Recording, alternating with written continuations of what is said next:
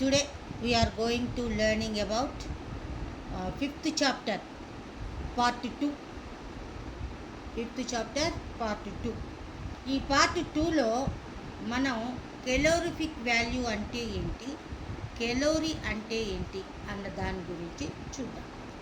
ఈ calorific value లేదా calorie ఈ రెండు కూడా దేనిని మెజర్ చేయటానికి వాడతారు ఈ యూనిట్స్ అనేవి అంటే క్వాంటిటీ ఆఫ్ హీట్ని కెలోరిఫిక్ వాల్యూలోను కెలోరీస్లోను మెజర్ చేస్తాము. మరి క్వాంటిటీ ఆఫ్ హీట్ని మెజర్ చేయటంలో కూడా తేడా ఉంది. ఈ కెలోరిఫిక్ వాల్యూ అంటే ఏంటి అంటే quantity of heat total combustion అయినప్పుడు ఎంత హీట్ లిబరేట్ అవుతుంది అన్న దానిని మెజర్ చేసేది కెలోరిఫిక్ వాల్యూ. మరి కెలోరీ అంటే ఏంటి?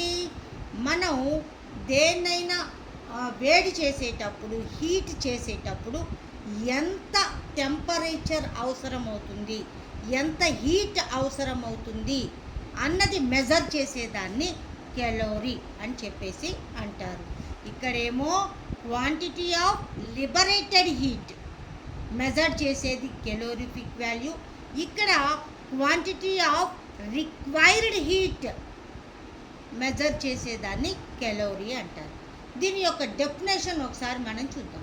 ఈ కెలోరిఫిక్ వాల్యూలో quantity of liberated heat by the complete combustion of unit weight or volume of the fuel.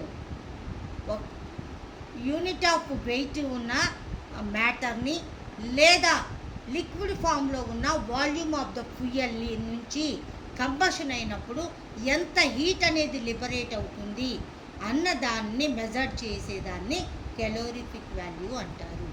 మరి కెలోరీ అంటే ఏంటి అంటే కెలోరీ అంటే మనం 1 గ్రామ్ ఆఫ్ వాటర్ని 1 డిగ్రీ సెంటీగ్రేడ్ వరకు వేడి చేయటానికి, టెంపరేచర్ రైజ్ చేయటానికి ఎంత హీట్ అవసరమవుతుందో ఆ రిక్వైర్డ్ హీట్ని మెజర్ చేసేదాన్ని కెలోరీ అని చెప్పేసి అంటూ ఉంటారు. ఇది కెలోరిఫిక్ వాల్యూకి తర్వాత కెలోరీకి మధ్య ఉన్న తేడా. ఇక నెక్స్ట్ వన్ ఏంటి అంటే మరి కంబషన్ అంటే ఏంటి అంటే ఆల్మోస్ట్ ఆల్ మనకు తెలుసు. కంబషన్ అంటే ఏదైనా matter with the help of ఆక్సిజన్తో బర్న్ అవ్వటాన్ని కంబషన్ అంటాము. అయితే ఈ రెస్పిరేషన్ కూడా వన్ టైప్ ఆఫ్ కంబషనే. అటు రెస్పిరేషన్లో కావచ్చు, ఇటు కంబషన్లో కావచ్చు. ఏం రిలీజ్ అవుతాయి ప్రొడక్ట్స్ అంటే carbon dioxide, water plus energy. ఆ ఎనర్జీ హీట్ రూపంలో మనకి కంబషన్లో లిబరేట్ అవ్వటం జరుగుతూ ఉంటుంది.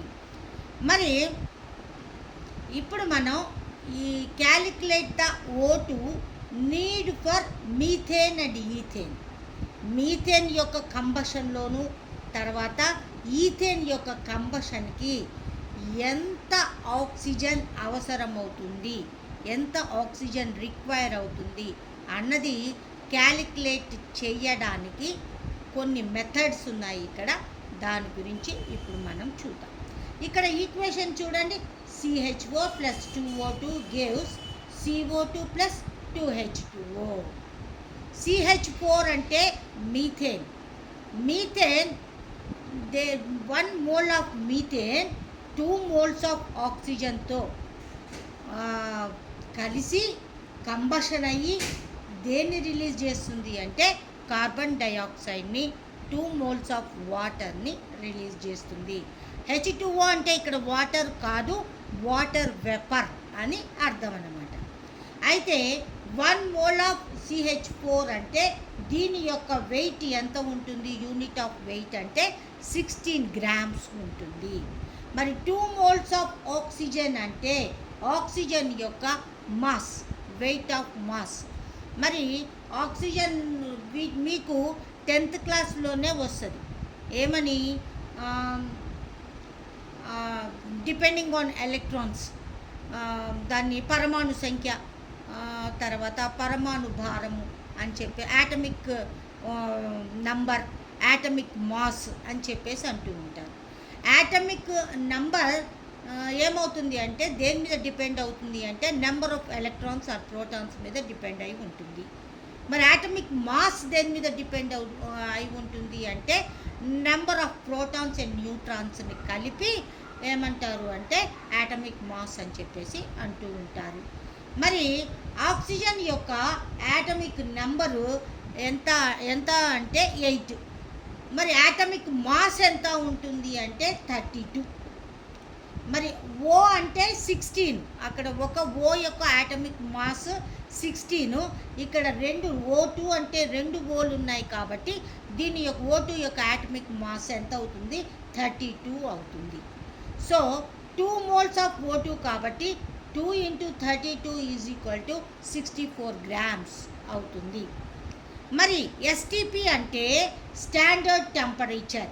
ఇప్పటి వరకు మనం దీన్ని ఏం చెప్పుకున్నాము అంటే సాలిడ్ ఫామ్లో ఉన్నప్పుడు చెప్పాము. ఇప్పుడు ఇక్కడ మనం లిక్విడ్ ఫామ్లో ఉన్నప్పుడు అది స్టాండర్డ్ టెంపరేచర్ దగ్గర, ఎస్టీపీ అంటే స్టాండర్డ్ టెంపరేచర్ దగ్గర ఈ CH4 యొక్క వాల్యూమ్ ఎంత ఉంటుంది అంటే 22.4 లీటర్గా ఉంటుంది. అట్లాగే ఆక్సిజన్ యొక్క వాల్యూమ్ ఎంత ఉంటుంది అంటే 22.4 లీటర్గానే ఉంటుంది. సో ఇటువైపు చూడండి, 1 mole ఆఫ్ CH4, 1 mole కాబట్టి 22.4. మరి అక్కడ 2 moles కాబట్టి 2 × 22.4 = ఎంత 44.8 STP. అంటే ఏంటి, 1 mole ఆఫ్ CH4ని కంబషన్ చేయడానికి మనకి ఎంత ఆక్సిజన్ అవసరమవుతుంది అంటే 64 grams ఆక్సిజన్ అవసరమవుతుంది సాలిడ్ ఫామ్లో. అదే 1 లీటర్ ఆఫ్ CH4ని 22.4 లీటర్ ఆఫ్ CH4 అంటే మీథేన్ కంబషన్ చేయటానికి మనకి ఎంత ఆక్సిజన్ నీడ్ అవుతుంది అంటే 44.8 లీటర్ ఆక్సిజన్ నీడ్ అవుతుంది. ఇది మనం CH4 యొక్క కంబషన్కి స్టాండర్డ్గా ఈ వాల్యూస్ అవసరమవుతాయి. ఇప్పుడు మనం 1 mole CH4కి అంత అవసరమైతే 20 grams ఆఫ్ CH4ని కంబషన్ చేయటానికి ఎంత ఆక్సిజన్ నీడ్ అవసరమవుతుంది అని చెప్పేసి అడగడం జరుగుతుంది. మరి ఇక్కడ ఎంత అవసరం అవుతుంది అంటే 60 grams ఆఫ్ మీథేన్ నీడ్స్ ఎంత 64 grams ఆఫ్ ఆక్సిజన్ నీడ్ అవుతుంది. మరి 20 grams ఆఫ్ మీథేన్ని కంబషన్ చేయడానికి ఎంత ఆక్సిజన్ నీడ్ అవుతుంది అని మనం క్యాలిక్యులేట్ చేసేటప్పుడు 20 grams అంటే 20 × ఇక్కడ ఎన్ని గ్రామ్స్ అవసరం ఉంది,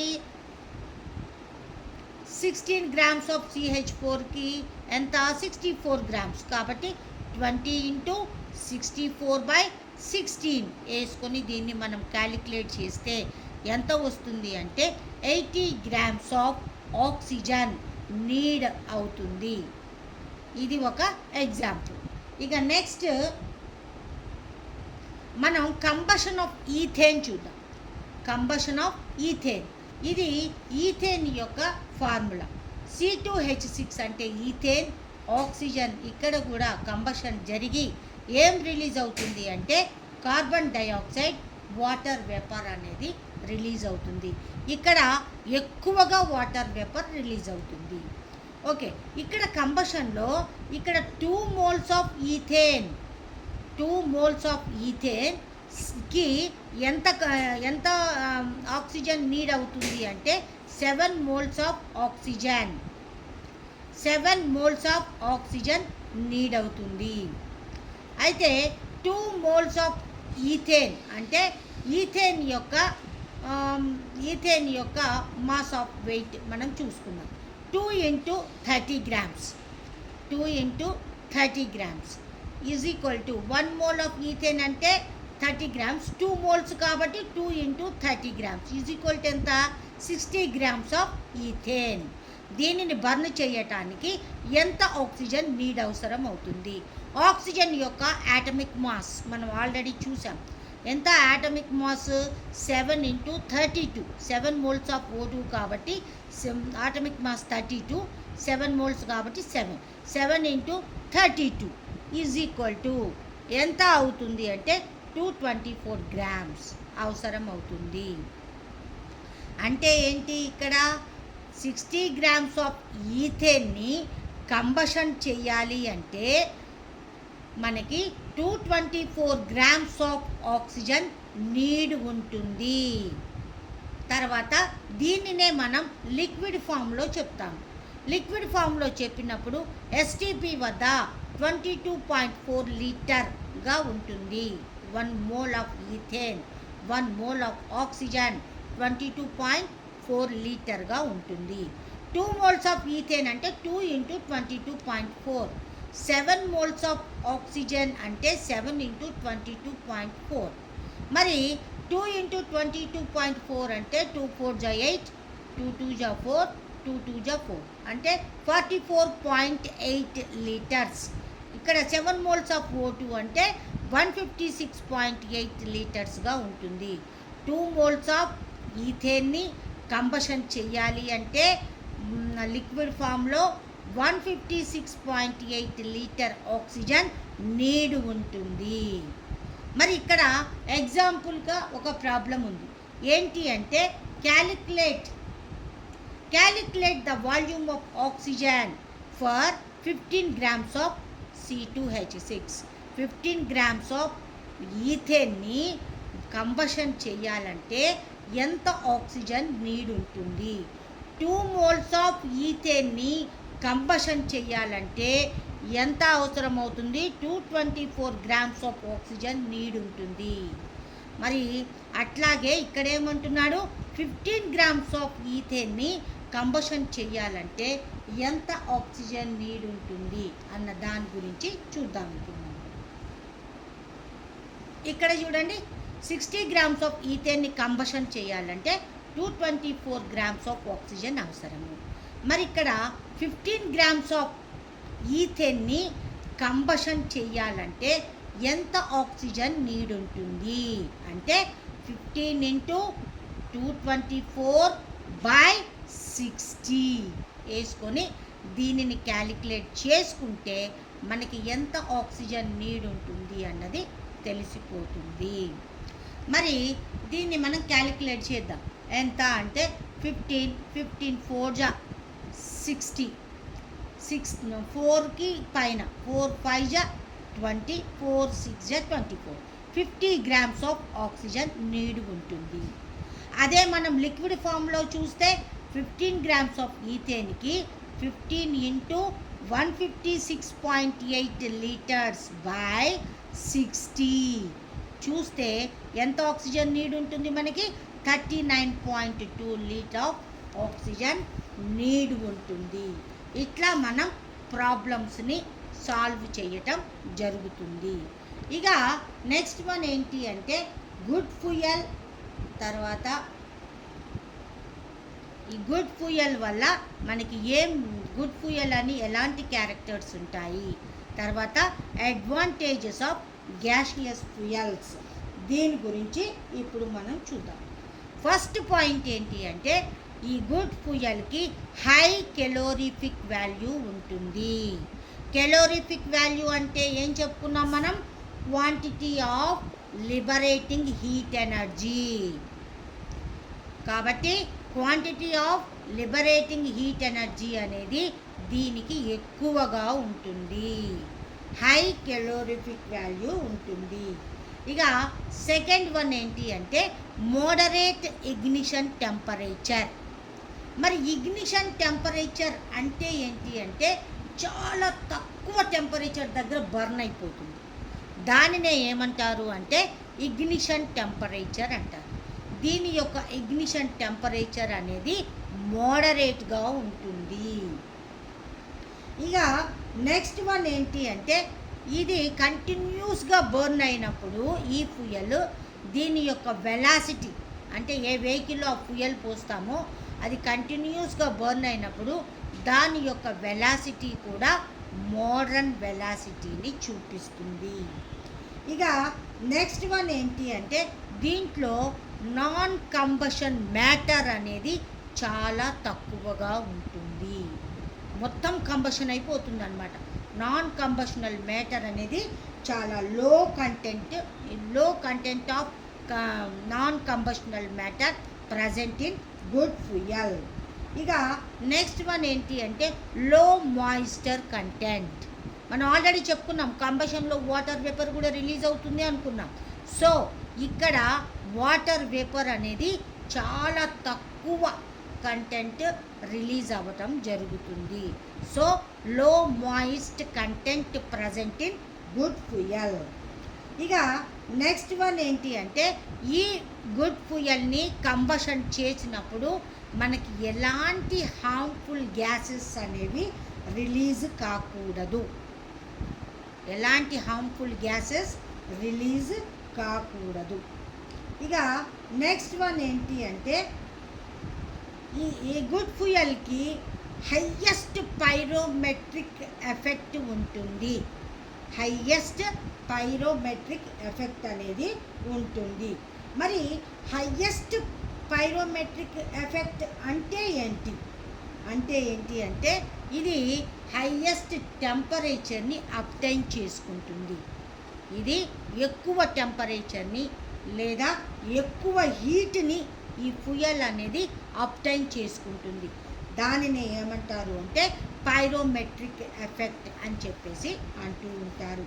ఇక నెక్స్ట్ 8th పాయింట్, ఇది చాలా చీప్గా ఉండాలి. దీని యొక్క కాస్ట్ చాలా తక్కువగా ఉండాలి. ఇది బల్క్గా అవైలబిలిటీ ఉండాలి. అంటే మనకి ఎక్కడంటే అక్కడ బాగా దొరికేటట్టు ఉండాలి, బల్క్ అవైలబిలిటీ ఉండాలి, కాస్ట్ కూడా చాలా చీప్గా ఉండాలి, కాస్ట్ చాలా తక్కువగా ఉండాలి. ఇంకొకటి ఏంటి, దీన్ని ఈజీగా స్టోర్ చేయగలగాలి. 9th పాయింట్, ఈజీగా స్టోర్ చేయగలగాలి, ట్రాన్స్పోర్ట్ కూడా ఈజీగా చేయగలగాలి. ఇక నెక్స్ట్ 10th పాయింట్, ఈ కంబషన్ అనేది మన కంట్రోల్లో ఉండాలి. ఎప్పుడంటే అప్పుడు మనం దీన్ని స్టార్ట్ చేయగలగాలి, ఎప్పుడంటే అప్పుడు స్టాప్ చేయగలగాలి. So easy to control, easy to stop మన కంట్రోల్లో ఉండాలి. మన కంట్రోల్లో స్టార్ట్ చేయగలగాలి, దాన్ని స్టాప్ చేయటం కూడా మన కంట్రోల్లోనే ఉండాలి. తర్వాత ఈ ఫ్యూయల్ని కంబషన్ చేసినప్పుడు స్మోక్ అనేది తక్కువగా రావాలి, చాలా తక్కువ స్మోక్ రావాలి, అప్పుడే అది గుడ్ ఫ్యూయల్ అవుతుంది. ఇంకొకటి ఏంటి అంటే స్పాంటేనియస్ కంబషన్ని చూపించకూడదు. గుడ్ ఫ్యూయల్ అన్నది స్పాంటేనియస్ కంబషన్ని చూపించకూడదు. స్పాంటేనియస్ కంబషన్ అంటే ఏంటి అంటే సడన్గా అంటుకోవటం, మన కంట్రోల్లో లేకుండా సడన్గా అంటుకుంటుంది, సడన్గా బర్న్ అవుతుంది. అలాగా సడన్గా బర్న్ అయ్యే నేచర్ని ఈ గుడ్ ఫ్యూయల్ అనేది చూపించకూడదు. ఇవన్నీ కూడా గుడ్ ఫ్యూయల్ యొక్క లక్షణాలు. దీంట్లో మనకి ఈజీ పాయింట్లు ఏమున్నాయి, చీప్ ఉండాలి, కాస్ట్ తక్కువగా ఉండాలి, బల్క్గా మనకి అవైలబిలిటీ ఉండాలి, స్మోక్ తక్కువగా ఉండాలి, హార్మ్ఫుల్ గ్యాసెస్ ఎక్కువగా ఉండకూడదు, కెలోరిఫిక్ వాల్యూ అన్నది ఎక్కువగా ఉండాలి, ఇది కంటిన్యూస్గా బర్న్ అయినప్పుడు మోడరేట్ వెలాసిటీని చూపించాలి, ఇగ్నిషన్ టెంపరేచర్ అన్నది మోడరేట్గా ఉండాలి, తర్వాత దీని నుంచి తక్కువ స్మోక్ రావాలి, స్పాంటేనియస్ కంబషన్ని చూపించకూడదు, ఈజీగా ట్రాన్స్పోర్ట్ చేయాలి, ఈజీగా స్టోరేజ్ చేయాలి. దీని యొక్క కంబషన్ అన్నది మన కంట్రోల్లో ఉండాలి. ఇవన్నీ కూడా గుడ్ ఫ్యూయల్ యొక్క క్యారెక్టరిస్టిక్స్. ఇక advantages of gaseous fuels. Gaseous ఫ్యూయల్స్ని వాడటం వల్ల మనకి అడ్వాంటేజ్ ఏంటి అంటే ఫస్ట్ పాయింట్, ఈ గ్యాషియస్ ఫ్యూయల్ని వాడటం వల్ల పొల్యూషన్ అనేది చాలా తక్కువగా ఉంటుంది, ఫస్ట్ పాయింట్. సెకండ్ వన్ ఏంటి అంటే ఇవి చాలా చీప్, కాస్ట్ చాలా తక్కువగా ఉంటుంది, ఈజీగా ట్రాన్స్పోర్ట్ చేయొచ్చు, ఈజీగా స్టోరేజ్ చేయొచ్చు. తర్వాత ఇవి they light quickly, they give high energy, ఎక్కువ ఎనర్జీని ఇస్తాయి. వీటి నుండి మనకి ఎలాంటి సూట్ యాష్ అనేవి రావు. సూట్ యాష్ అంటే ఏంటి? మసి పొగ అనేవి ఈ గ్యాషియస్ ఫ్యూయల్స్ కంబషన్ అయినప్పుడు రావు. ఇంకొకటి ఏంటి అంటే వీటి యొక్క కంబషన్ అనేది మన కంట్రోల్లోనే ఉంటుంది. తర్వాత వీటిల్లో ఎలాంటి ఇంప్యూరిటీస్ ఉండవు. ఈ గ్యాషియస్ ఫ్యూయల్స్లో అటు సాలిడ్ ఇంప్యూరిటీస్ కానీ లిక్విడ్ ఇంప్యూరిటీస్ కానీ ఉండవు. ఇంకొకటి ఏంటి అంటే ఈ ఫ్యూయల్ ఎయిర్ ఈ రెండు కూడా మిక్స్డ్ వెల్. ఈ ఎయిర్ అనేది గ్యాషియస్ ఫ్యూయల్ అనేది దేంతో ఫ్యూయల్తో కూడా మిక్స్ అవుతుంది కాబట్టి కంప్లీట్ కంబషన్ అనేది ఇక్కడ జరుగుతుంది. నాన్ కంబస్టిబుల్ మ్యాటర్ అనేది ఇక్కడ మనకి ఎట్టి పరిస్థితుల్లో కనపడదు. ఇది గ్యాషియస్ ఫ్యూయల్స్ యొక్క అడ్వాంటేజెస్.